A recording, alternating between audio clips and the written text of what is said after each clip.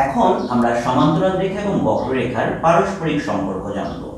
ধরো প্রথমে তোমাকে দেখানো হলো দুটি সমান্তরাল রেখা, ধরে নিলাম এই রেখার ঢাল m1 এবং এই রেখার ঢাল m2, এবং এই রেখাদ্বয় যদি সমান্তরাল হয় তবে m1 = m2।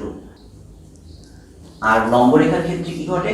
ধরে নাও এই রেখাটার ঢাল m1 এবং এই রেখাটার ঢাল m2, যদি এই দুইটা সরলরেখা পরস্পর লম্ব হয় তবে m1 m2 = -1, এই সম্পর্কটা তারা মেইনটেইন করবে। সো m1 m2 যদি -1 হয়, m2 কে লেখা যায় -1/m1, অর্থাৎ দুইটি সরলরেখা পরস্পর লম্ব হলে একটি অপরটির নেগেটিভ রেসিপ্রোকালের সমান, বা বাংলায় বলা যায় একটি অপরটির ঋণাত্মক বিপরীত মানের সমান। বা সহজ কথায় আমার মনে হয় যে ইকুয়েশনটা মনে রাখলেই সুবিধা হয়, m1 m2 = -1, m2 = -1/m1। So আমরা সমান্তরাল রেখা এবং লম্ব রেখাকে রিলেট করে একটা উদাহরণ দেখি। একটা উদাহরণ দিয়ে আমরা বিষয়টা একটু বিস্তারিত ব্যাখ্যা করি। তোমাকে বলা হয়েছে একটি সরল রেখার সমীকরণ y = 3x - 7, এরপর তোমাকে বলা হলো এমন একটি সরলরেখার সমীকরণ নির্ণয় করো যা 3, 10 বিন্দু দিয়ে যায় এবং যা প্রদত্ত রেখার সাথে সমান্তরাল অথবা প্রদত্ত রেখার উপর লম্ব। প্রথমত আমরা ধরে নেই আমাদের প্রদত্ত রেখা এটি y = 3x - 7। তাহলে এখান থেকে আমি এই রেখার ঢাল নির্ণয় করতে পারি কিভাবে? আমরা একটা ফর্মুলা জানি, y = mx + c। তাহলে এখানে m এর মান হলো 3 এবং c এর মান হলো -7। তাহলে এখান থেকে আমরা m1 এর মানটা পেয়ে যাচ্ছি। আমাদের প্রদত্ত রেখার ঢাল m1 = 3। আমরা আমাদের প্রদত্ত রেখার ঢাল পেয়ে গিয়েছি, সেটা হলো m1 = 3। তাহলে সমান্তরাল রেখার ক্ষেত্রে m1 = m2। তাহলে m1 এবং m2 দুজনের মান সমান এবং সেটা 3 এর সমান, যেহেতু সমান্তরাল রেখা। তাহলে আমরা সরলরেখার যে ফর্মুলাটা শিখেছি একটু আগে, সেটা কি ছিল?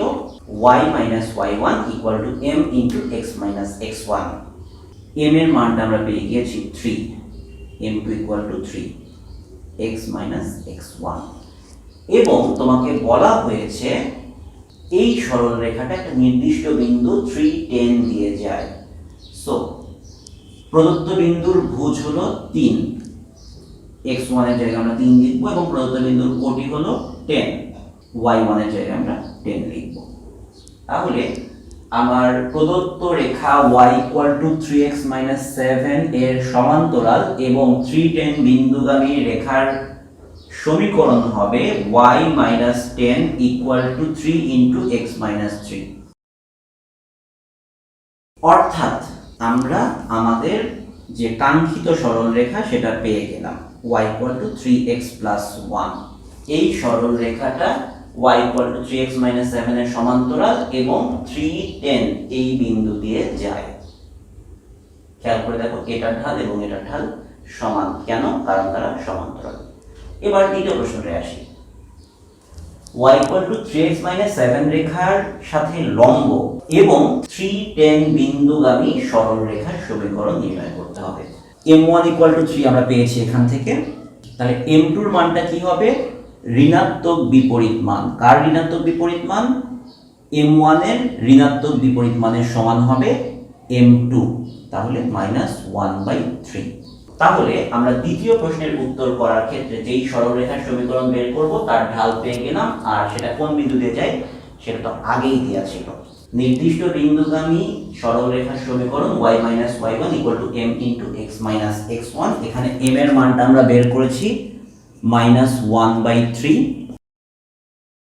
x1 আমাদের প্রদত্ত বিন্দুর ভুজ 3 এবং y1 আমাদের প্রদত্ত বিন্দুর কোটি 10।